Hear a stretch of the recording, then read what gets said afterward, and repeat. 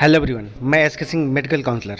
आज मैं एक बार फिर से नीट पीजी 2022 काउंसलिंग के बारे में बात करने वाला हूँ। काउंसलिंग कब होगा, क्योंकि बहुत सारे स्टूडेंट एक ही क्वेश्चन बार बार कर रहे हैं। तो आज मैं लास्ट टाइम आप लोगों को समझाने की कोशिश कर रहा हूँ, और साथ में एनएमसी बिल के बारे में और जो सीटें इंक्रीज हुई है इसके ऊपर, और कितने सीटें ओवरऑल इंक्रीज होंगे इसके ऊपर बात करने वाला हूँ।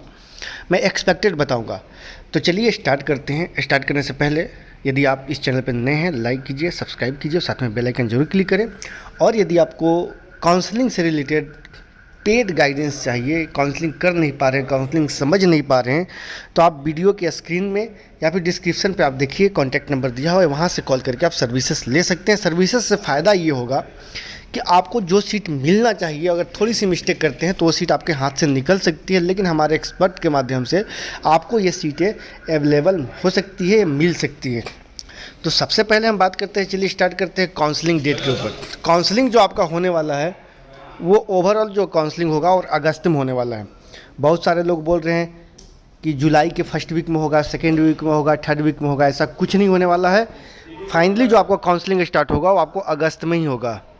तो आप लोग बिल्कुल काउंसलिंग का इंतज़ार कीजिए। काउंसलिंग जो भी होगा अगस्त में होने वाला है फाइनली, ये आप समझ लीजिए।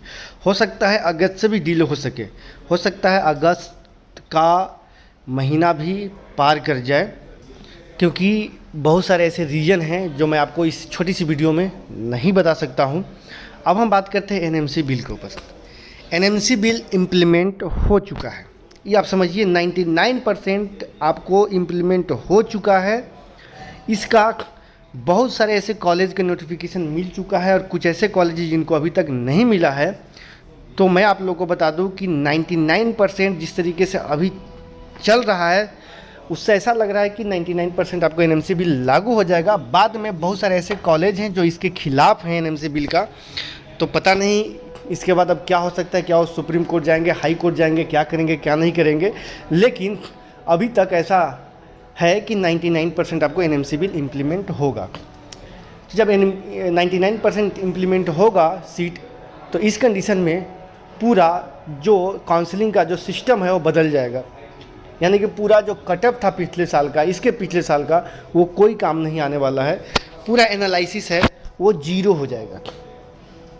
अगर एनएमसी बिल इम्प्लीमेंट नहीं होता है तो पिछले साल का कटअप के अकॉर्डिंग आप चल सकते हैं, पिछले साल के एनालिसिस के अकॉर्डिंग चल सकते हैं। अब हम बात करते हैं सीट को लेके।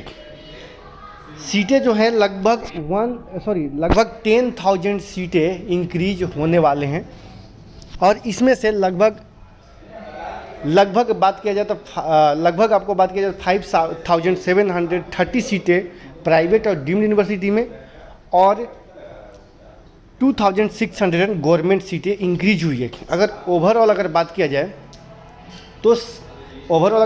जाए तो यहाँ पे ओवरऑल 8,000 प्लस सीटें जो हैं वो प्रोसेस में है अप्रूव्ड होने का अभी तक, यानी कि वो प्रोसेस में है, यानी कि वो बहुत जल्द अप्रूव्ड हो जाएगा। 8,000 गवर्नमेंट और प्राइवेट डीम्ड यूनिवर्सिटी को इंक्लूड करने के बाद। तो ये आप समझ लीजिए कि ये अप्रूव्ड हो जाएगा बहुत जल्द। ये प्रोसेस में है। बहुत सारे लोग क्वेश्चन कर रहे थे कि सर आप बोल रहे थे कि सीटें इंक्रीज हुई है, इसका क्या प्रूफ है। तो जब तक ये फुल्ली इम्प्रूव नहीं हो जाता है तब तक इसका कोई प्रूफ नहीं हो जाता है। और एनएमसी के साइड पे जब आपको ये सीटें मिलेंगे तो आप खुद समझ में आ जाएगा कि मैं क्या बोल रहा था। तो आप लोग इसका इंतज़ार कीजिए। मोर देन 10,000 सीटें बढ़ेंगे, मोर देन 10,000, या फिर वो गवर्नमेंट सेक्टर का सीट हो, या फिर डीएनबी का सीट हो, या फिर एनबी डिप्लोमा का सीट हो, या फिर प्राइवेट या फिर डीम्ड यूनिवर्सिटी का। मोर देन 10,000 सीटें बढ़ेंगे। इसमें मैक्सिमम जो होंगे वो क्लिनिकल ब्रांच बढ़ेंगे। जो ज़्यादातर सीटें होंगे वो सर्जरी का होंगे, एनेस्थीसिया का सीट होगा, और एनेस्थीसिया के बाद जनरल मेडिसिन, पीडिया का सीटें ज़्यादा बढ़ते हुए नजर आएंगे। बाकी के जो ब्रांच है ऑन एवरेज रहेंगे। बाकी के branch on average in the sense आप लोग समझ चुके होंगे कि ऑब्वियसली सी बात है कि सर्जरी का सीटें किसी भी कॉलेज में ज़्यादा होती है, एनेस्थीसिया की सीटें ज़्यादा होती है कंपेयर टू अदर ब्रांच, जैसे radio, derma, TB and chest, ENT, ophtha, radiotherapy. ये सब सीट ऑब्वियसली सी बात है कि कॉलेज में बहुत कम होते हैं। अगर सर्जरी का सीट किसी कॉलेज में 15 है, 15 है, तो रेडियो का सीट किसी में 5 होता है या 6 होता है। तो ओवरऑल आप समझ सकते हैं जो भी सीटें ज़्यादातर बढ़ती है वो lower clinical branch, average clinical branch की ज़्यादा बढ़ती है, हायर क्लिनिकल ब्रांच की कम होती है। तो ये आप समझिए, अगर कोई आपको बताता है कि ये इतना बढ़ गया तो बिल्कुल गलत है। और एक और प्लस पॉइंट आप लोगों को बता दूं, बहुत सारे ऐसे स्टूडेंट हैं जिनका कॉल आ रहा था पेरेंट्स का, वो ऐसा बोल रहे थे कि काउंसलिंग स्टार्ट हो गया है सर, आप तो बोल रहे हैं कि नहीं हुआ है। पौंडीचेरी का स्टार्ट हो गया, सिक्किम का हो गया, तमिलनाडु का भी होने वाला है। सर ये आपका काउंसलिंग स्टार्ट नहीं हुआ है, ये आपका रजिस्ट्रेशन प्रोसेस स्टार्ट हुआ है। यानी कि किसी भी स्टेट का काउंसलिंग तब होगी जब ऑल इंडिया का राउंड 1 का काउंसलिंग कंप्लीट हो जाता है। ये आपका इनिशियल पॉइंट है, आपका रजिस्ट्रेशन। ये आप रजिस्ट्रेशन करेंगे, सीट जो अलॉट होगा वो आपको ऑल इंडिया के राउंड 1 काउंसलिंग के बाद ही होगा।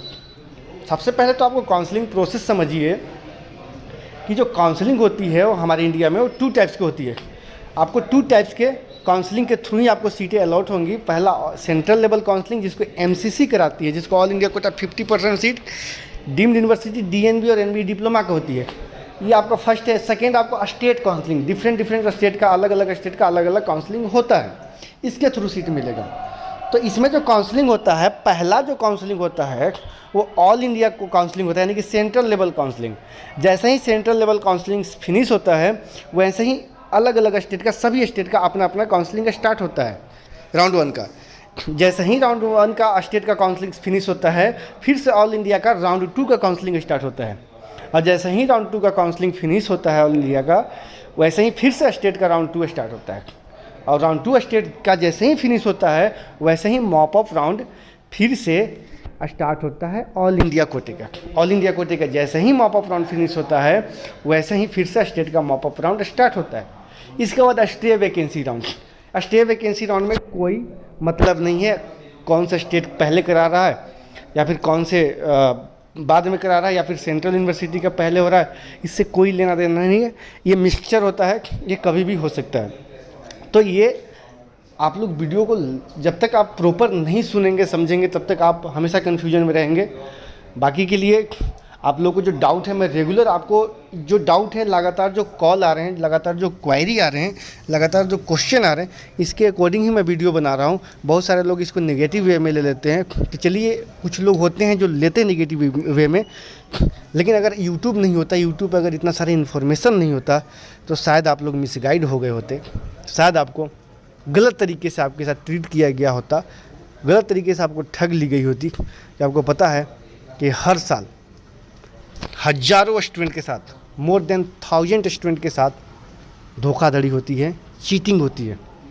तो जी हाँ दोस्तों, इस चीटिंग से बचने के लिए बहुत सारे यूट्यूब पे ऐसे यूट्यूबर हैं, ऐसे काउंसलर हैं जो आप लोग को अवेयरनेस फैलाते हैं, अवेयर करते हैं चीज़ों से, लेकिन आप फिर भी उनको सेल्फ रिस्पेक्ट नहीं करते। बिल्कुल कीजिए, आपको सर्विस नहीं लेना है मत लीजिए। ऐसा नहीं कि आपको कोई बोल रहा है कि आप मेरा सर्विस लीजिए, आप किसी का भी ले सकते हैं, आपके जो नज़दीकी जो एक्सपर्ट हैं उनका भी ले सकते हैं। ऐसा नहीं कि मैं बोल रहा हूँ। अगर आपको लगता है कि नहीं मैं आपको बेटर कर सकता हूँ या हमसे बेटर कोई और कर सकता है तो आप उसको लीजिए। जी हाँ दोस्तों, आज की वीडियो में इतना ही। Thanks for watching.